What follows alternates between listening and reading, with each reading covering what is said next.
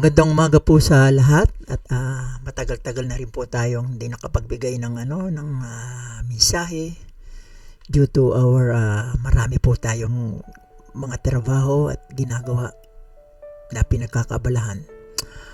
Magbigay muna po tayo ng isang maikling panalangin. O Amang Diyos, maraming salamat po sa umaga ito. Salamat po sa buhay. Patnubayan mo nawa po ako, Panginoon, pagkalooban mo ako ng katalinuhan at nawa po, Panginoon, sa mensaheng ito ay hindi ito magagambala ng kaaway. Tulungan mo kami. Tulungan mo ang bawat isa makakarinig na naway tumimo ito sa kanilang puso't isipan para maging sandigan nila sa kanilang pang-araw-araw na pamumuhay. Ito po ang aking dalangin sa pangalan ni Jesus. Amen.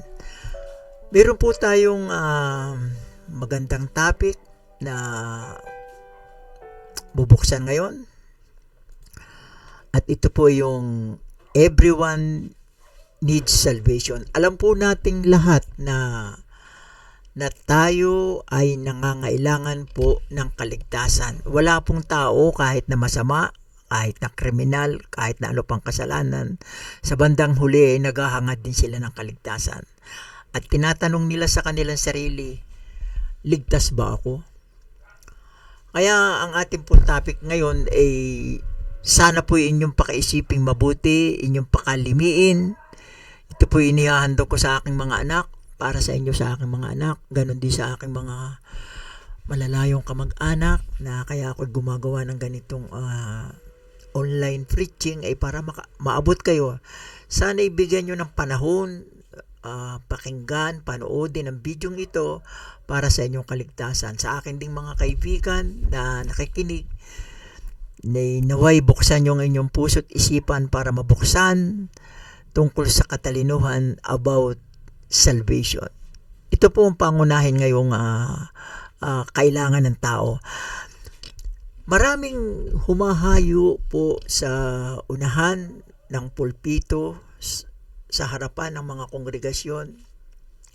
Pagka minsan ang kanilang topic ay blessing, ang kanilang topic ay renewal, kapayapaan, peace.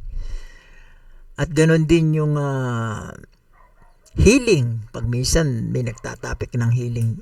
Lahat po yan ay magaganda pero hindi po natin kailangan yan kung ang ating pag-uusapan ay kaligtasan. Ang maganda po ay tumbok agad ang ating topic ay kaligtasan. Ito ang kailangan ng tao. Maunawaan nila kung paano sila maliligtas. Kaya ito pong ating topic, everyone needs salvation. Dapat po inyong itanim sa inyong puso't isipan at inyong patuloy pong pakinggan ang ating mensahe simula sa simula hanggang sa katapusan. Ano po? Yan po. Ano po ang ating universal problem? Kung bakit tayo ay nangangailangan ng kaligtasan? Ang ating pong universal problem is sin, ang kasalanan.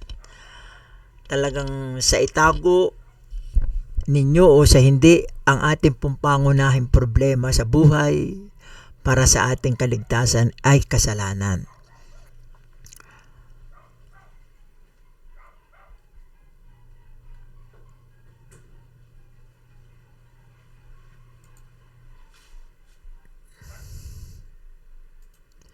Babanggitin po natin dito, ang sabi po dito ito, kung babasahin natin sa Romans 3:23, all have sinned and come short of the glory of God.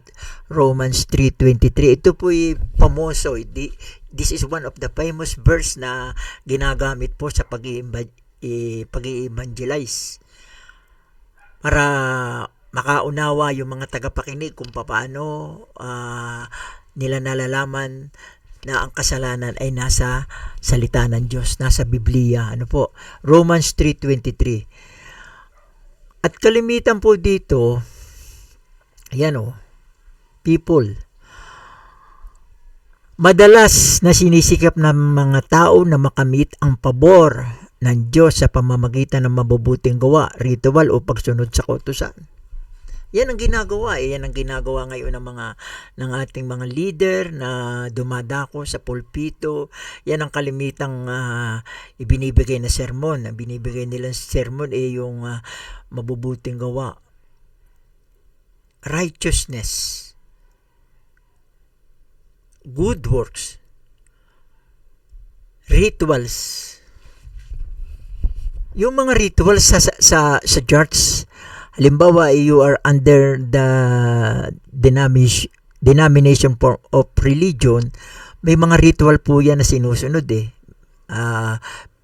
basis doon sa kanilang mga yung kanilang mga faith statement, doon sa kanilang denomination, yung tinitindigan nila. Minsan nariyan yung mga binyag. Yun ay kanilang ginagawa nila yun, lalo na kung may mga bagong membro na sabi nila sa paglilinis ng sarili, pero atin pong pakalimiin, yan po hindi kailangan. Hindi po yan kailangan. Kung ito po inyong masusundan, itong sasabihin ko, hindi po kailangan ang mga ganung ritual. Yung mga ginagawa nilang yung pagsimba ng linggo, ay paano kung meron kang mahigpit na hindi maiiwasang gagawin kung linggo at hindi ka nakasimba, hindi ka naligtas. Yun po ang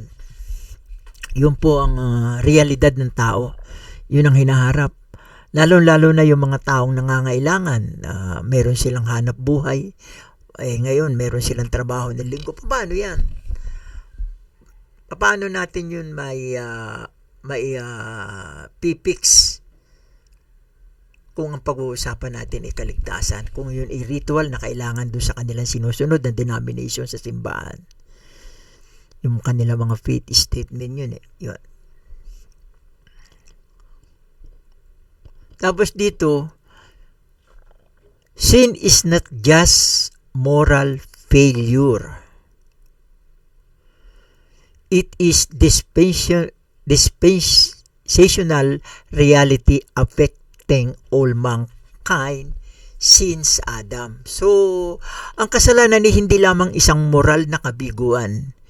Ito ay isang dispensational na katotohanan na nakakaapekto sa lahat ng sangkatauhan mula sa kapanahunan po ng ating ninunong si Adan. Ibig sabihin, nagpasalinsali na. So, dispensational reality na ito. Mga kapatid, unang-una dito binabanggit natin, sin as a reality. Ang katotohanan ng kasalanan, nangangahulugan na ang kasalanan ay hindi lamang isang konsepto o pag-uugali. Ito ay isang spiritual na kalagayan na tumutukoy sa katayuan ng sangkatauhan sa harap ng Diyos.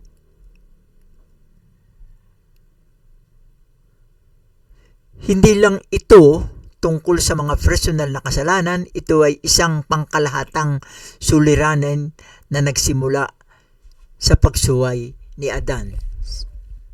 Maintindihan po natin ito sa Romans 5:12. So, talagang lahat ay nagkasala. Tulad na sinabi ko kanina dito sa Romans 3:23, all have sinned and come short of the glory of God. So, anong kailangan natin?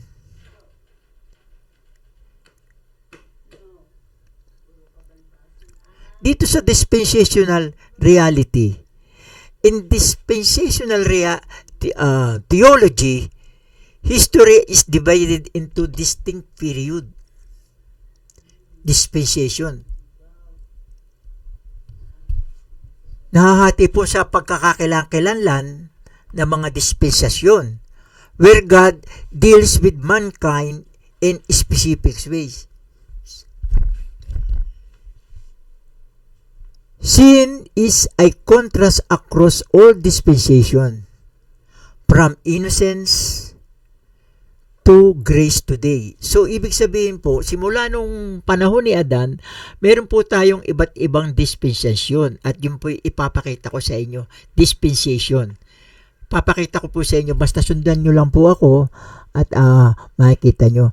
So, kaya dito, binabanggit natin, therefore, we need to learn or know the rightly dividing method in understanding the Word of God. Ito po ay hindi po ito isang religion.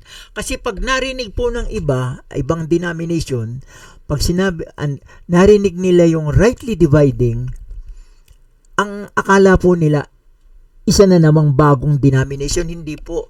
Ito ay method. Method po ito.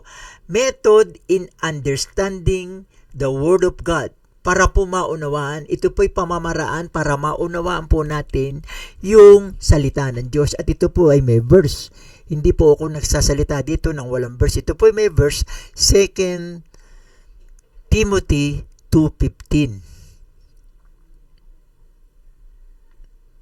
Yan. Pakikita ko sa inyo yung chart. Hindi charts, kundi chart. Pakikita ko po sa inyo ito. Yan. Dito po, ito po yung summary of dispensation from innocence to grace. Ibig sabihin po ng innocence, makikita nyo naman sa Bible yan Genesis 1-3. Tapos ano sumunod sa innocence? Conscience. Ito po yung Genesis 3-8. Tapos ano sumunod sa conscience? Ito pong human governments. Genesis 9:11. Tapos ano po sumunod dyan?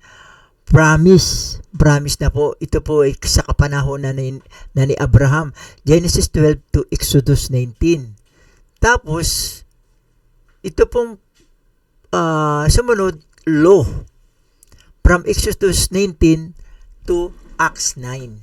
So, ang laki ho ng pagitan. Ang laki ho ng nasasakop ng law. Simula sa Exodus 19, kasi doon sa Exodus, habang sila ay naglalakbay palabas ng Ehipto kay Moises papuntang doon sa Promised Land, marami pong mga pangyayari na ang naganap doon at doon po nasimulan at ibinigay ng Diyos yung mga kautusan kay Moises. Siya po ang nag-handle. Si Moises po ang nag-handle noon. Hindi po siya ang gumawa. Ang Diyos, siya ang gumawa. Siya ang nagtitik doon sa bato. Marami siyang ginawa. Pero ang nagbigay ang Diyos. Galing ito sa Diyos, yung kautusan. So from Exodus 19, tulad ng binanggit ko kanina, to Acts 9, banggitin natin na isa-isa para maunawaan ninyo, yung divine responsibility. Man was to obey one command: do not eat from the tree of knowledge. Ito yung pinagbawal kina Adan at Eva doon sa responsibilidad nila. Huwag kayong kakain doon sa puno na pinagbabawal ng Diyos. Anong human failure dito? Kasalanan. Anong ginawa ni na Adam and Eve? They disobeyed. Sinuway nila yung utos ng Diyos, bringing sin and death into the world. Sa halip na sila'y mamuhay na matagal doon sa paraiso, siya'y napatapon, sila'y itinapon. Dito na nga sa daigdig na ito, itinapon na sila at sila ang nagdala ng kamatayan sa daigdig, sa sandigdigan. Sila po ang nagdala ng kamatayan. Sa kanila nagsimula ang kamatayan. Sila yung unang namatay, na dapat sana ay wala silang kamatayan dahil naroon doon sa paradise na kanilang unang habitat, meron doon tree of life na pag kumain ka noon hindi ka na mamamatay. Pero nabigo sila, nagkasala sila, dinisobey nila ang Panginoon. Doon naman sa conscience, tingnan natin ano yung divine responsibility. Guided by conscience and sacrifice, man was to do right and approach God properly. Doon sa kanilang pamamagitan ng kanilang paghahandog na dapat ay mula sa kanilang puso, yun ang ibinigay na responsibilidad ng Diyos sa kanila. Pero anong nangyari? Nabigo na naman sila. Ito yung human failure nila. wickedness spread, Cain murdered Abel, God judged the world with a flood. Doon nagsimula po yung baha. So pagkatapos ng baha, dito naman tayo sa human government. Ano nangyari? Man was to govern righteously, uphold justice, and multiply. Ang isang, dahil nga, di ba, ilan lang naman ang natira? Yung family lamang ni Noah ang natira, kaya ang order sa kanila to multiply, magpakarami sila.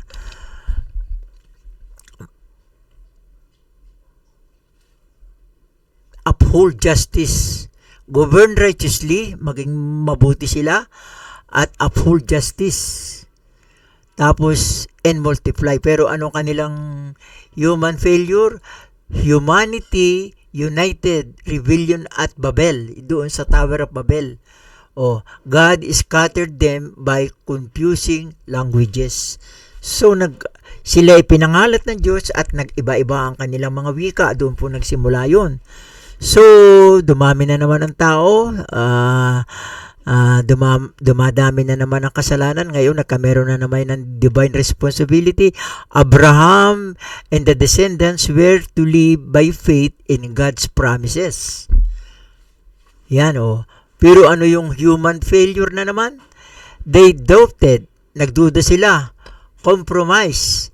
And ended up enslaved in Egypt. Kaya pala sila naging alipin sa bansang Ehipto. Kasi nagduda sila Nagduda sila.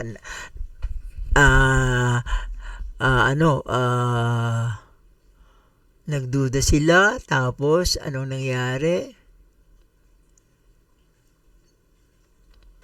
Ayan. Compromise. Napakompromiso sila, Kasi, dito na nagsimula yung yung pagsunod sa mga Diyos-Diyusan ng mga Israelita. Kaya ended, naging alipin sila doon sa Egypt. So, ano sumunod? Laging na-check kasi yung ginagawa ng Diyos, laging na-check.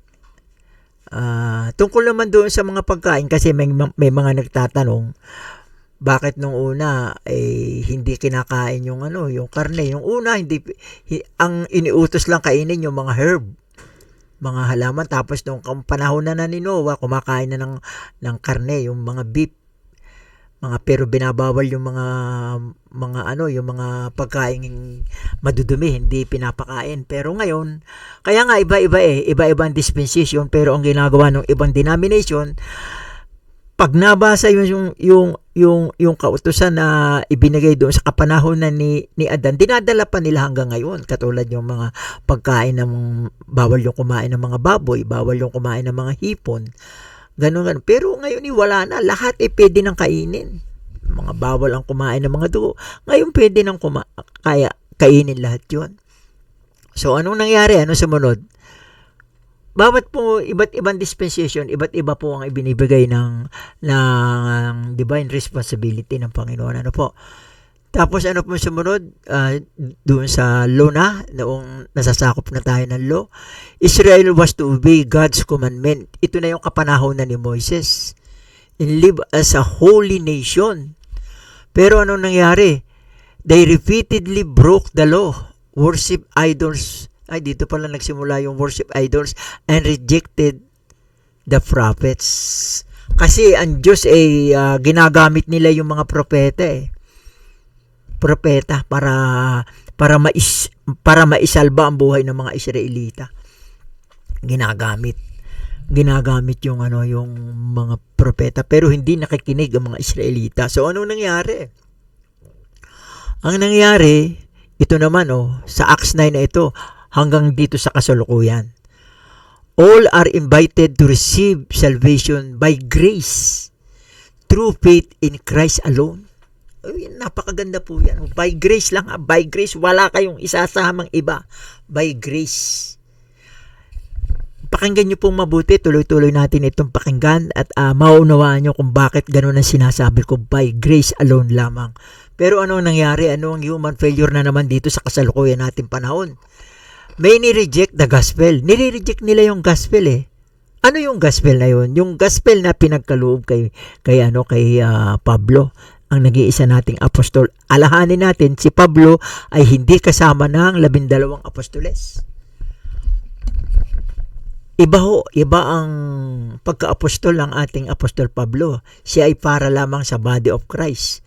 Meron po tayong ibang topic na yan. Hindi po natin pwedeng isama dito kasi hahaba ang paliwanagan natin. So yun po, dinireject po.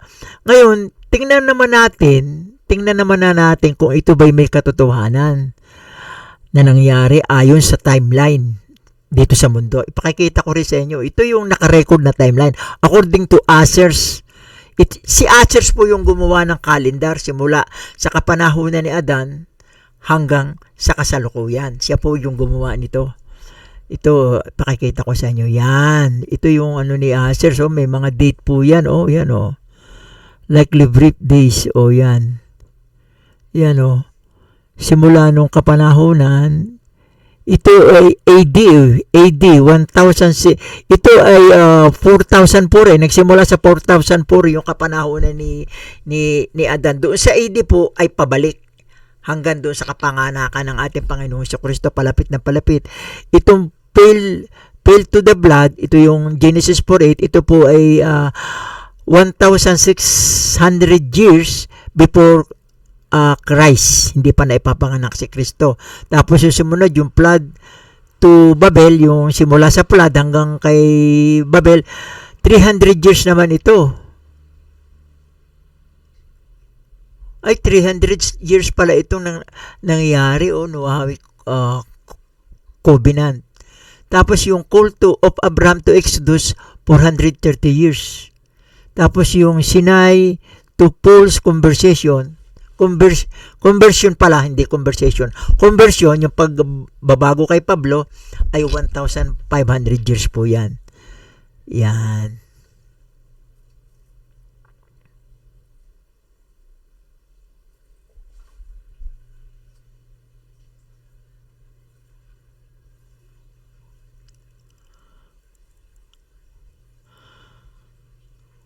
Yan. So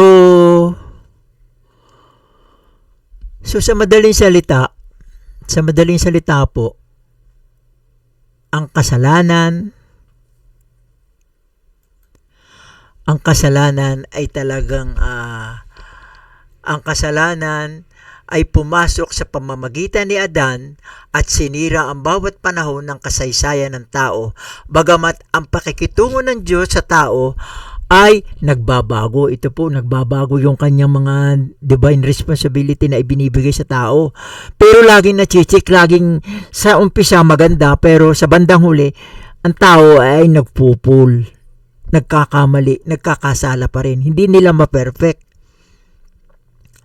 Ang kasalanan ay nananatiling pangkalahatang problema na nangangailangan ng banal na biyaya. So wala tayong nakameron na ng batas, nasunod ba natin ang batas? Ultimong mga Israel, hindi nasunod ang batas. Kahit sa atin, hindi nasusunod ang batas. Ihambing na lang natin dito sa Pilipinas. Ang Pilipinas ay napakayaman sana at matiwasay, masagana ang pamumuhay ng tao kung walang mga nangungurap, walang mga nangungurakot. Pero ano nangyayari? Patuloy sa umpisa maganda. Pagkaupo nila, maganda ang kanilang mga adhikain, may mga magaganda silang plataforma, pero pag nakaupo na, wala na, nasisilaw na ng salapi, nasisilaw na ng posisyon. At ayaw na nilang umalis sa pwesto, gumagawa na sila ng paraan, nag-i-stack sila ng maraming pera at ginagamit yung pera para manatili sila sa posisyon. Ganun po ang nangyayari. Ganyan din kaya pagpatuloy po nating pakinggan na para po maunawa nating mabuti, intindihin nating mabuti yung rightly dividing. Kasi ito yung kanina sinabi ko kapag ito'y narinig ng mga denomination, tumataas na agad yung isang nila, kilay sa mata. Parang ang kanilang saloobin kapag narinig ito, parang ito'y bagong denomination, bagong form of religion. Pero hindi po. Ito po'y method ito. Ito'y sistema. Ito'y pamamaraan. Tingnan natin kung ano yung definition, yung meaning ng rightly dividing.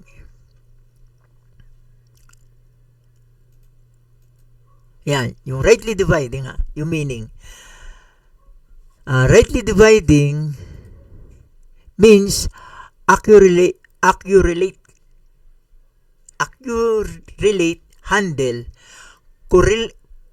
correctly interpret, and faithfully apply the Word of God.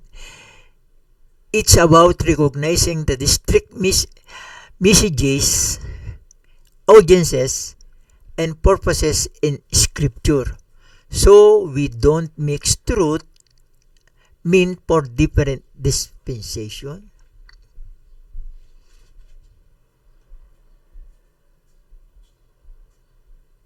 So, hindi po natin dapat paghalu-haluin ang katotohanan para doon sa mga magkakaibang kapanahunan. Yung kapanahunan po ni Noah, hindi natin pwedeng i-apply ngayon dahil doon bawal kainin yung mga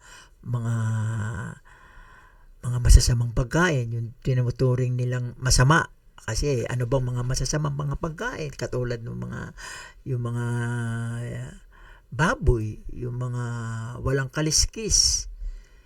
Pag in-apply mo ngayon, marami magugutom. Yan ba ang kalooban ng Diyos? Na hindi papakain yung mga ganun. Kaya yun po, kailangan alam po nating i-rightly divided. Kailangan nangangahulugang meron tayong maingat na pag-unawa, tamang pagpapaliwanag, at tapat na paglalapat ng mga talata ayon sa konteksto. Ibig sabihin, kinikilala natin na may iba't ibang mensahe. Tagapakinig, mayroon ding iba't ibang tagapakinig at mayroon ding iba't ibang layunin sa bawat bahagi ng Biblia. Hindi po, kumbaga, hindi iisa.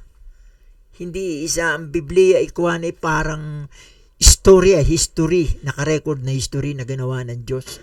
Sa mga panahon na yun, iba ang pakikipag-deal niya sa tao, iba ang kanyang programa. Ito, sundin mo, itong ganito.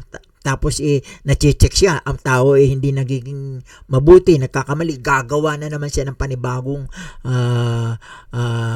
divine responsibility na iaata sa tao. Pero na-check na naman, nagkakamali na naman ang tao, ganoon, hanggang sa makarating umabot sa atin. Kaya sa panahon ngayon ng ating pinag-uusapan, ano ang kailangan natin? Ano ang kailangan natin para tayo ay maligtas? Ganyan po ang ating pinag-uusapan dito. Bakit ito mayroon distinction matter? Ang kailangan po dito ay maibukod ang Israel, yung mga sinabi ng Diyos para sa bansang Israel doon sa Old Testament, mula sa body of Christ. Sino ang body of Christ? Tayo ngayon. Lahat ng maniniwala sa mensahe ng ating Panginoong Hesukristo na inireveal niya kay Apostol Pablo, kung maniniwala tayo doon, tayo ay magiging lehitimong membro ng body of Christ. Kailangan magkameron ng distinction din mula sa batas, mula sa biyaya, hanggang sa biyaya. Kailangan mayroong pagkakaiba. Iba yung, kaya nilagyan ko ng mga kulay po Kaya ating isi-separate para madali natin maintindihan. Yung distinction matter is separate Israel from the church body of Christ. Law from grace. Prophecy from mystery. Tayo ay mystery. Yung lahat ng bold letter, church body of Christ, grace, mystery, iisa po yan. Yan yung po yung pinag-uusapan natin ngayon. At yung lahat ng mga dilaw po, yung Israel, law, at saka prophecy, yan po'y para sa Israel, hindi po para sa body of Christ. Ang kainaman lang po sa mga Israel, ang Israel sa panahong ito, kung sila po'y maniniwala doon sa mystery ni Christ, mystery of Christ, mapapabilang din sila na membro ng body of Christ. Kumbaga, dual yung kanilang citizenship. Pero sa ngayon, ang umiiral po sa kapanahon ng ito ay ang pagtuturo po ng mystery, yung pong para sa body of Christ. Postpone muna yung gagawa para sa Israel. Kahit na ikaw ay Israelita, kung ang gagawin mo sa panahong ito ay yung ritual na ginagawa ng mga Israelita ng kanilang religion, eh wala rin po saysay. Kasi ang pinaiiral ngayon ng Diyos, dapat i-honor natin ang Diyos eh. Dapat honorin natin, igalang, i-honor ang kanyang mga ginagawa, sundin ang kanyang mga ginagawa, at sumunod tayo na naaayon doon sa sinasabi ng Biblia. Ito po, hindi po ito isang bagong religion. Ito po ay nasa loob ng Biblia. Kaya nga lang po, tinatakpan. Basahin niyo yung 2 Corinthians 4:4 kung paano ginagawa ni Satanas. Natakpan ang katotohanan ng salitang ito. Doon sa mga hindi ligtas ay may takip sa mga katotohanan itong sinasabi ko. Yung mga hindi ligtas. Tinatakpan ni Satanas. Kaya challenge ko kayo eh. Kailangan imulat ninyo ang inyong mga kaisipan, ang inyong puso sa mga salitang ito. Kasi kung hindi, isa kayo sa natatakpan ni Satanas. Basahin nyo, isulat nyo itong verse na ito, 2 Corinthians 4:4. 4:3-4, dalawang verse, basahin nyo parehas. Araw-araw nyo yung basahin para sumang-ayon kayo dito sa sinasabi ko. Ang sinasabi ko po yung katotohanan. Wala po akong mapapala dito. Hindi po ako magkakapera dito na katulad ng ibang pastor na meron silang pinagkakaperahan sa kanilang kongregasyon. Pero ako wala. Ang sa akin lang, gusto ko makapagligtas ng tao. Gusto kong maniwala ang tao sa sinasabing katotohanan ng salita ng Diyos ng Biblia. Kaya nga natin merong sistema ng Diyos na kailangan maunawaan natin. Unang-una, ito yung rightly dividing, meron po yung verse. 2 Timothy 2:15, meron po yung verse. O, basahin nyo yan, inyo po itong i-screenshot para maunawaan ninyo mabuti. And why it matters, ito po ang pinakamaganda rito eh. Bakit ito kinakailangan? Bakit natin ito papahalagahan? Di ba? Why it matters? Dito, tingnan natin. Ito, pinipigilan ang pagkakamali ng doktrina. It prevents doctrinal error. Anong sumunod? Napapangaralan, na pararangalan natin ang Diyos sa kanyang mga progresibong pagpapahayag. Kasi progressive yung kanyang pagpapahayag eh. Simula kay Adan, pumunta kay Noah, pumunta kay Abraham, pumunta kay Moises. Progressive yan. Progressive yan. At mayroon tayong patunay mismong nasa Biblia. Progressive yan po mga kapatid. Ang pinag-uusapan natin dito yung kasalanan na ang ating topic. Kaya kailangan muna natin itong maunawaan bago natin masolusyonan. Kung paano natin susolusyonan doon sa kasalanan. Kung paano tayo magkakameron ng kaligtasan. Kaya kailangan muna ninyong maintindihan ito, maunawaan ito. Kasi kung kayo ay sumusunod doon sa statement ng inyong mga doctrinal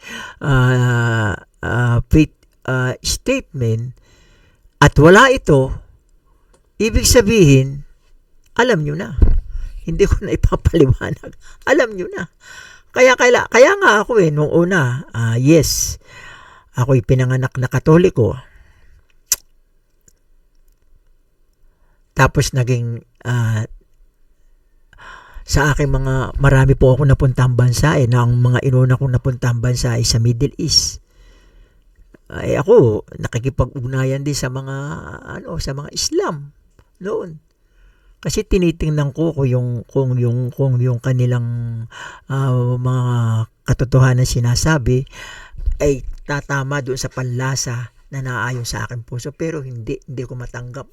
Hindi ko matanggap na si Kristo ay propeta lamang. At saka wala naman binabanggit sa Bible si Muhammad eh. Wala. Kaya pagdating ko dito uli, nagbalik ako ng Pilipinas uli. Born again ako. Nag-convert ako sa born again. Ibang denomination yon. Iba-iba ang tawag. Ako'y tuwan-tuwa na ako'y tatawagin born again. Pero wala din eh. Under ka din ng denomination. Nung maunawaan ko itong grace, wala akong denomination. Ako'y member ng body of Christ. I am a new creator. Ako'y bagong nilalang. Sasabihin nyo na naman, baka bagong denomination na naman. Hindi po. Lahat ng mga sinasabi ko ay doon sa mga revelasyon ng ating Panginoong Jesucristo kay Apostol Pablo. Lahat ng mga sinulat ni Apostol Pablo, lahat ng sinasabi ko naroroon. Kung ano ako at kung ano din ang mangyayari sa inyo kung maniniwala kayo dito sa sinasabi ko. At kahit nabubuhay pa kayo dito sa katawang ito, na kung saan ay tayo ay naririto sa ating sa sarili nating katawan, maintindihan na ninyo kahit na naririto pa kayo na kayo ay 100% saved. Saved kayo. Kayo ay ligtas. Meron kayong salvation. Sapagkat naunawaan ko, kaya ito ay sinishare ko. Kaya nga una, yung kanina sinabi ko, ano mapapala ako dito? Wala po. Kung sa aking sarili pamumuhay, ako po'y naglalaan ng oras, naglalaan ako ng mga panggastusin. Kaya po ako'y kumukuha ng mga maayos na mga gadget dahil lang po para makapag-air ako, makapagbahagi ako sa social media ng tungkol sa salita ng Diyos. So, pagpatuloy po natin, ano po? Yan.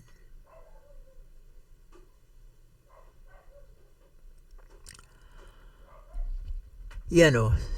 Sabi dito,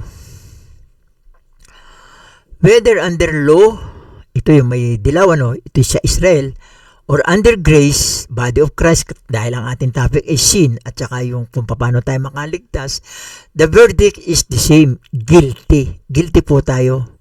Ang hatol para sa lahat, verdict. Ang verdict po, ang hatol para sa lahat ay may sala. May sala tayo.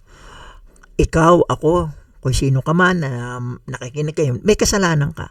Huwag mo sasabihin, huwag kang mas magmamapuri sa harapan ng Diyos na sasabihin mo, wala akong kasalanan. May kasalanan ka. Pagising mo pa lang sa umaga, sa pag-iisip mo, sa pagtingin mo, sa mga dinadaanan mo, sa paglalakad mo, sa kalye, sa karsada, pagtingin mo, nagkakasala ka na. May namumuo ng pagnanasa ng laman na kapag yun ay sinunod ng iyong sarili, nagkikreate yun ng sin, ng kasalanan, yung mga pagnanasang yun. So, anong verdict? Ulitin natin, ang verdict ay guilty. Tayo ay may sala. Ano sinasabi sa Romans 3:9?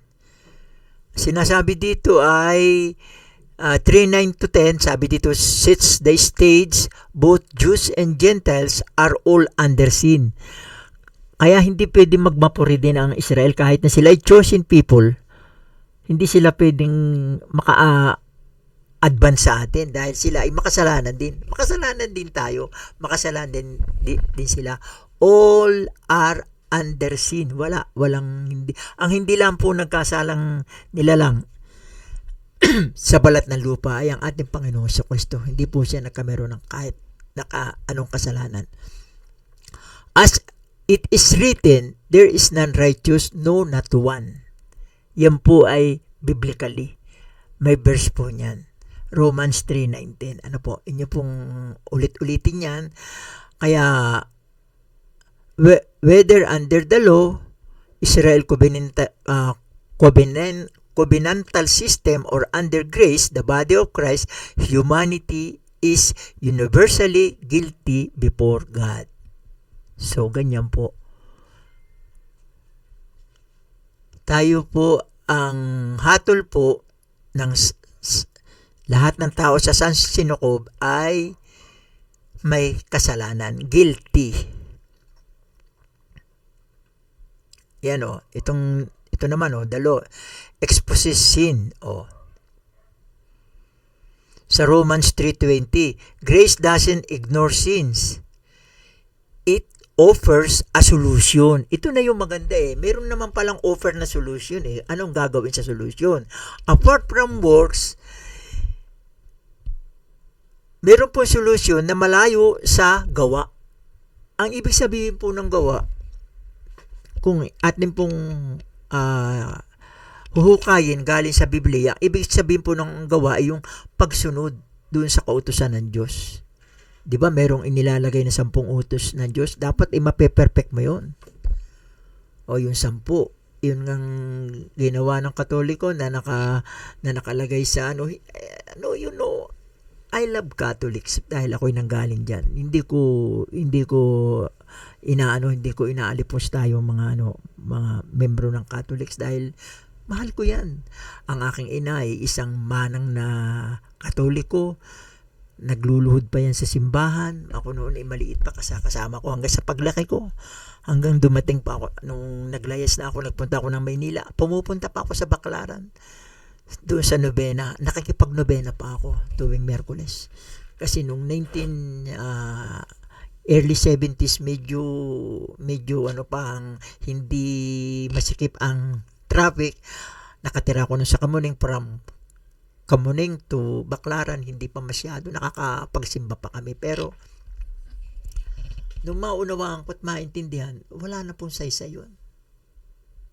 Pero I love Catholics because came from Catholic member.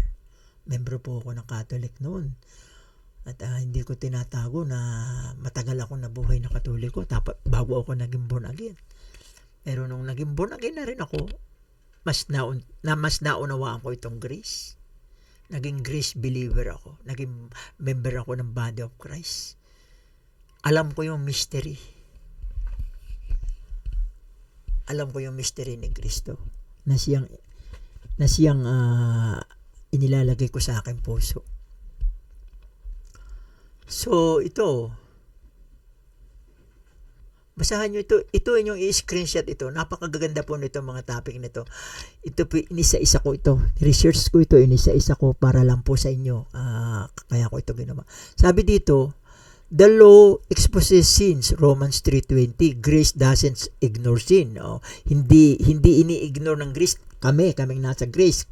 Na kayo rin, kung kayo ay maniniwala dito, kayo magiging grace din, grace believer. Hindi ini-ignore ang sins kahit na po ang mga taga-grace. It offers a solution apart from works. Tapos, everyone is guilty of sin. And the only solution is found in the finished work of Christ on the cross. Yun lang pala eh. Yung finished work ni Christ sa cross, yun po ang natatanging solusyon. Wala na pong iba. Wala na pong iba. Hindi natin sasarilin, teka, ayaw kong makiapid. Teka, ayaw kong magnakaw. Teka, ayaw kong pumatay. Pero ibig sabihin, hindi ko sinasabi, sige, makiapid kayo pumatay. Masama po yun. Pero hindi mo na kailangan yung iyong sarili na yun. Ang makakapag-alis lamang ng iyong kasalanan sa sarili mo ay yung ginawa ni Kristo sa krus.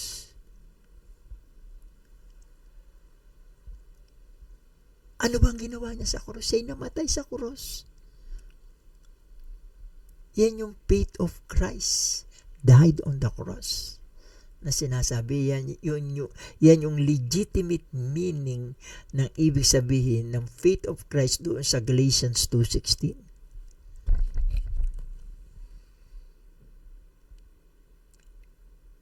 Yung kanyang kamatayan sa krus, sinunod niya yun. Napakasakit po nun. Diba, nung siya nakapako na sa krus, ano ba sabi niya? Pumaari lamang, wag na yung pagdaanan yun. Yung mangyayaring yun. Nung siya ipinako sa krus. Pero, hindi pwede. Kailangan meron siyang faith na dapat sundin yun. Kaya yung faith of Christ, yung finished work, yung complete job ni Kristo sa krus, His complete work on the cross ay natapos na. Tapos na noon pa. Na yun lamang ang tanging susi na solusyon para sa ating kasalanan. So, yan ang ating ngayong pag-uusapan, ultimate solution. Yan.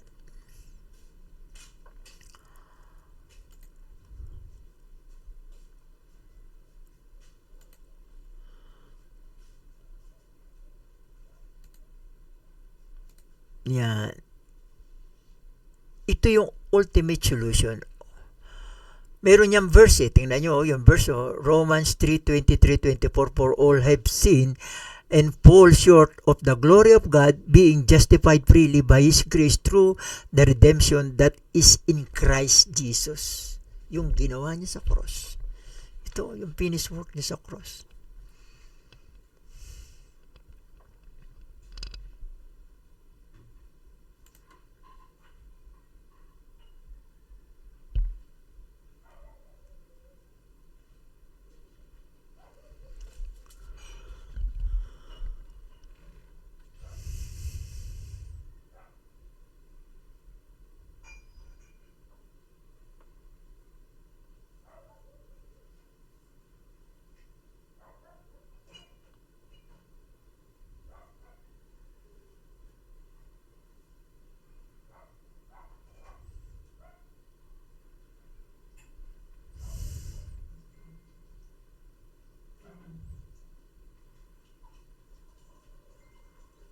Yan. So, i-discuss po natin ito, ano po, itong ultimate solution. Ano po, kasi hindi ko nailagay dito pero okay lang. Di-discuss ko na lang sa inyo, sabi dito. Ito pong itong Romans 3:23-24, kung makikita natin dito, yun ang inilagay ko dito. Ang talatang ito ay nagpapakita ng universal na pangangailangan. Lahat ay nagkasala. At ang kumpletong solusyon na malayang mapawalang sala tayong lahat ay sa pamamagitan lamang ng tinapos na gawain ni Kristo sa krus. Ang kanyang gawain ay tinapos na sa krus. Sabi dito, wala nang kailangan pang idagdag. Tanggapin lamang sa pamamagitan ng pananampalataya. Sampalatayanan nyo lamang, mga kapatid, na kayo ay magsampalataya lamang kung ano yung sinasabi ng Romans 3:23-24. Sa pamamagitan noon po ay tayo ay magkakameron na ng kaligtasan. Ito, meron pa ditong verse po,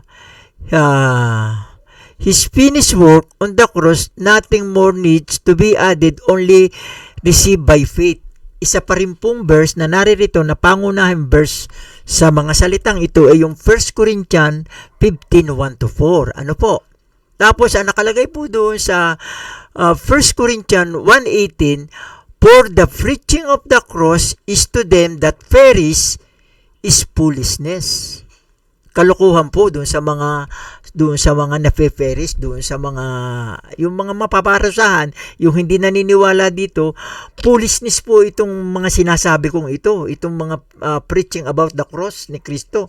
Binabali-bala niyo dahil mas sinusunod niyo yung puso niyo, yung inyong ritual. Teka, ako'y magsisimba na lang, lalo-lalo na ngayong linggo, ako'y magsisimba na lang, ako'y mangungumunyon, ganyan. Akala niyo yun ang tama, pero ang tama pala ay yung sampalatayanan ninyo kung ano yung ginawa ni Kristo sa krus. Yun po magbibigay sa inyo ng daan patungo sa inyong kaligtasan.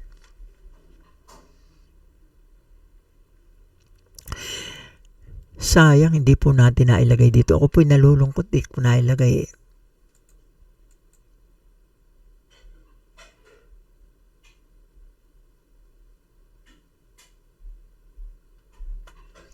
Ay, meron pala po dito. Sige, tingnan natin. Ito yung ultimate solution. Ito ito yung binanggit ko kanina Yan, ito. For the preaching of the cross is to them that perish foolishness, but unto us which are saved, it is the power of God. Ito yung kapangyarihan ng Diyos sa ating mga naliligtas, sa ating mga naniniwala at nananampalataya doon sa verse na yon, sa Romans 3:23-24. Yung binanggit ko kanina, tama, yan. So, sige, atin pang ipagpatuloy. Ang sabi dito, in the dispensation of grace, ang biyaya ay hindi lamang ang daan ng kaligtasan. Ito rin ang makapangyarihang solusyon sa pagkontrol ng kasalanan sa buhay ng mananampalataya. O, yun pala eh. Di ba sinabi ko kanina, kapag ikaw ay nasa grace, naniwala ka, ibig sabihin ng ikaw ay nasa grace, magiging nasa grace ka lamang kung papaniwalaan mo yung sinabi ko kanina, yung tinapos niyang trabaho sa krus. Sasampalatayan na natin yon na ginawa ng ating Panginoong Jesucristo. Kapag yun na sampalatayanan mo, ibig sabihin, naroon ka na sa daan ng kaligtasan at ligtas ka na. Ito yung sinasabi ng it is also the powerful solution to sin's control in the believer's life. At ito rin yung makakapag-control. Kapag ikaw'y naririto na, ikaw, yun ding pananampalataya mong yun sa ginawa ng ating Panginoong Hesukristo sa krus, yun din ang magkukontrol sa iyo sa paggawa ng kasalanan. Hindi na yung sarili. Hindi mo na pupersahin yung sarili mo na, teka, ayaw kong magnakaw. Teka, ayaw kong pumatay. Teka, ayaw kong mangulunya. Yun din paniniwala mong yun ang kukontrol sa iyong sarili, hindi yung sarili mo. Kasi kapag yung sarili mo ang gumagawa, wala yung saysay, hindi yung qualified doon sa sinasabi ng Panginoon. Dahil ikaw ay nasa grace wala nga makakapagligtas at hindi mo rin kayang panindigan yun. Hindi mo rin kayang patutuhanan hanggang katapusan sa iyong sarili. Maaari magawa mo sa simula, pero sa bandang huli magpupul ka. Yun po ang ibig kong sabihin dito. So,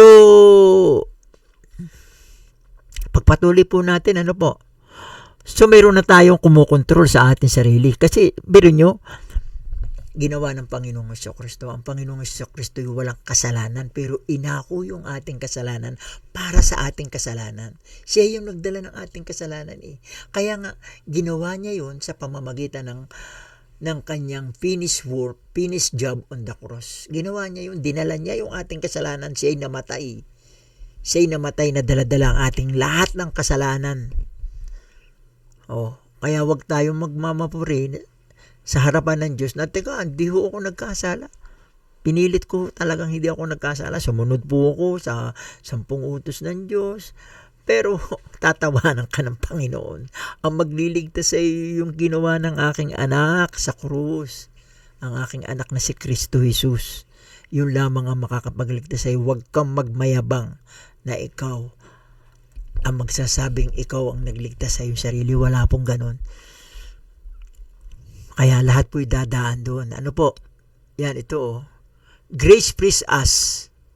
Ito Grace frees us from sin's dominion by placing us under a new authority, not law, hindi batas, hindi yung 10 utos ng Diyos. Hindi tayo under doon sa authority na yun. Tayo under a new authority, grace. Grace po, yung authority ng grace po ang nagligtas sa atin. It doesn't just forgive. It transform. Binago tayo. Hindi lang po na tayo ay pinatawad na ng grace, kundi tayo ay binago rin. Dapat ay maramdaman nyo. Kaya yung mga nagkiklaim na sila nasa grace pero hindi kayo nagbago, hindi nyo naramdaman yung pagbabago. Baka magduda kayo sa inyong sarili na baka kayo ay wala sa grace. So, ang biyaya ay nagpapalaya sa atin mula sa kapangyarihan ng kasalanan sa pamamagitan ng paglalagay sa atin sa ilalim ng bagong autoridad, hindi batas, kundi biyaya, grace. Hindi lamang ito nagpapatawad ng kasalanan, ito ay nagpapabago rin ng ating pagkatao. Sa dispensasyong ito, ang mga mananampalataya ay binigyan ng kapangyarihan na mamuhay ng matuwid dahil hindi na sila alipin ng kasalanan. Ito po ay hindi ko sinasabi. Hindi ko po sinasabi ito dahil anti-grace plus no work. Kasi merong mga samahan din na makikita nyo sa Facebook na nakalagay doon grace plus no work. Ibig sabihin, walang ginawa, walang gawa. Yun po ay question mark sa akin kasi pag yun inakita nyo, ay, ligtas na pala ako dahil sa grace. Pero wala naman sinasabing no work hindi ako gagawa. Di ibig sabihin magpapatuloy ka sa kasalanan. Parang lalabas ka ng meron kang lisensya na gumawa ng kasalanan. You have license to commit sin. You have license to do sins. Hindi po ganun ang ibig sabihin ng isang nasa grace. Kaya ako po ito sinasabi dahil ang topic po natin ay kasalanan at kaligtasan.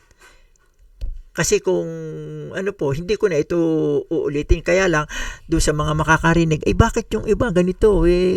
Meron akong kilalang nasa grace, ganito, tuloy-tuloy namang nagkakasala. Yung iba nga, kung ano-ano pang mga ginagawa doon sa kanilang mga member. May mga tinatakasan yung kanilang member, ayaw na makipagkita sa kanila. Hindi po ganun ang gusto ng Diyos. Mahiya tayo sa Diyos dahil ang Diyos ang ating Panginoong Jesucristo namatay na nadala ang ating kasalanan kahit na siya walang kasalanan. Kayaya tayo sa Kanya. Opo. Meron din tayong topic na ganoon. Pero hindi po natin pwedeng isama dito. Kasi lahat iligtas po sa grace Kahit na ikaw nagkasala, basta lahat po ligtas pag kayo naniwala lamang doon sa pero meron po din distinction yun. Meron din po distinction. Kaya abangan nyo lagi po ang ating pag-i-air ng mensahe ng Diyos. Kaya dito sa Romans 6:14, napakaganda po ng verse na ito. Grace doesn't excuse sin, it empowers holiness.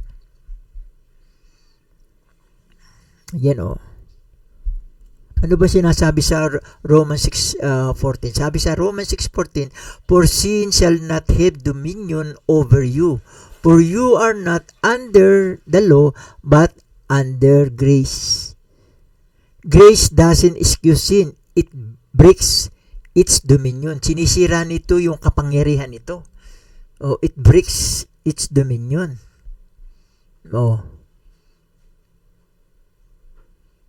Tapos, it gives power. Nagbibigay ito ng kapangyarihan laban sa kasalanan sa ilalim ng biyaya. Ang mananampalataya ay nasangkapan upang lumakad sa panibagong buhay, hindi sa pamamagitan ng sariling pagsisikap. Ito yung sinabi ko sa kanina Hindi ka magsisikap sa sarili mo na ikaw gumawa ng mabuti, kundi ikaw ay sinangkapan ka, binigyan ka ng kalakasan o authority na gumawa ng mabuti. Lumakad ka ng mabuti. Ganun pong ibig sabihin ng nasa grace. Yan.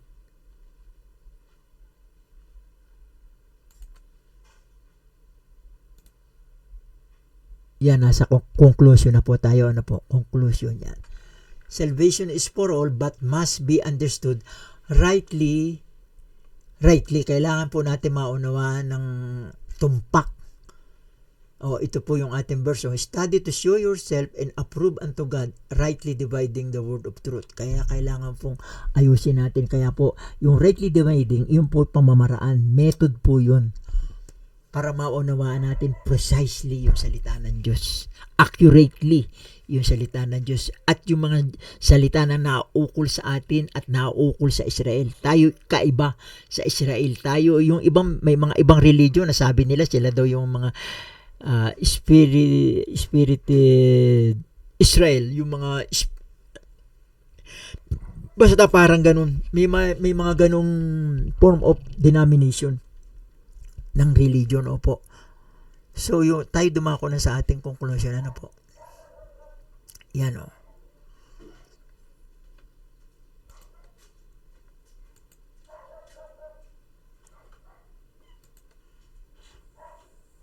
Yan, conclusion natin.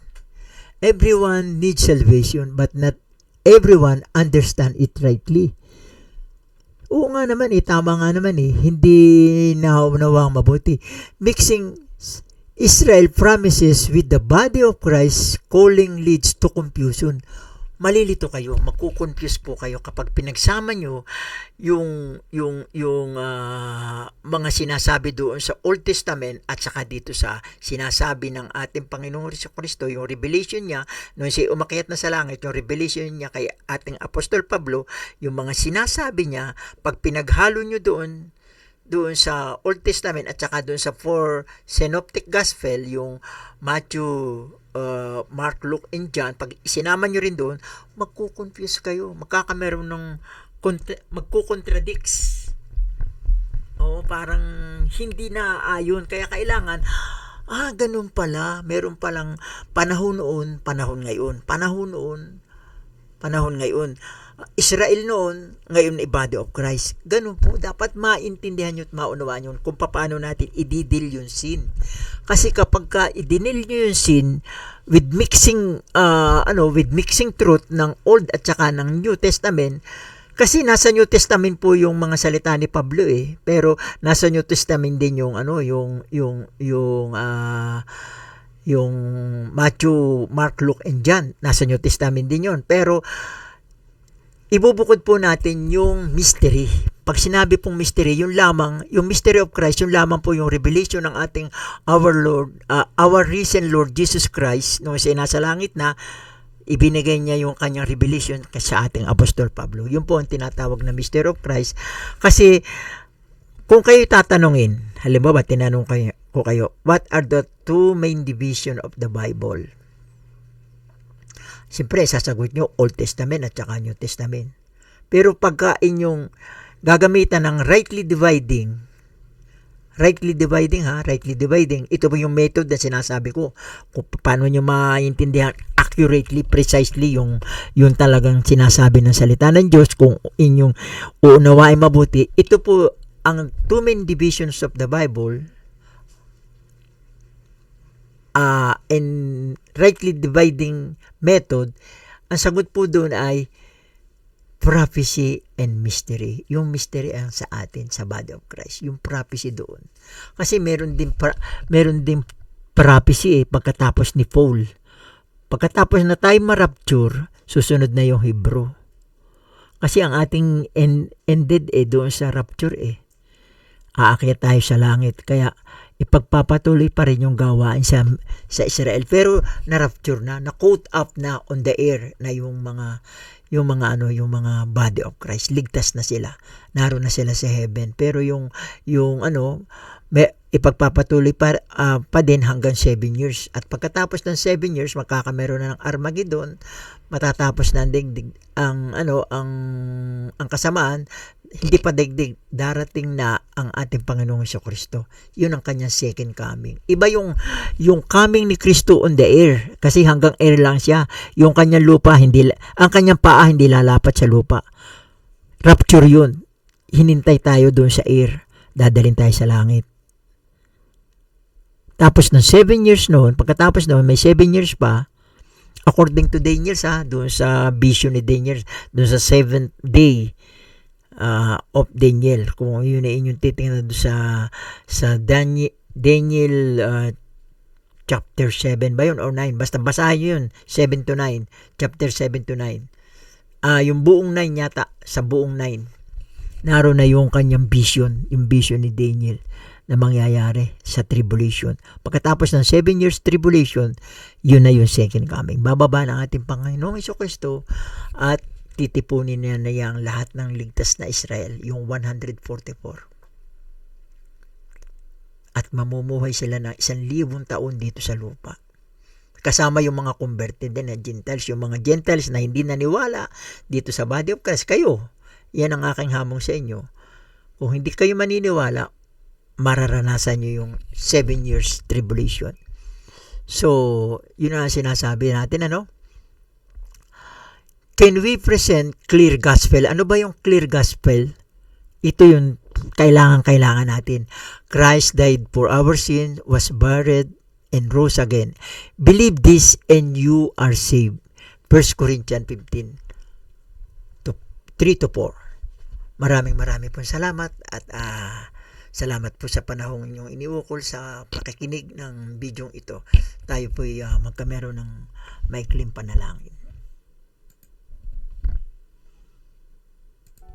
Amang Diyos, maraming salamat po sa maikling mensaheng ito na pinagkaloob niyo po sa akin para marinig po ng mga inyong mga anak na naghihintay ng kaligtasan.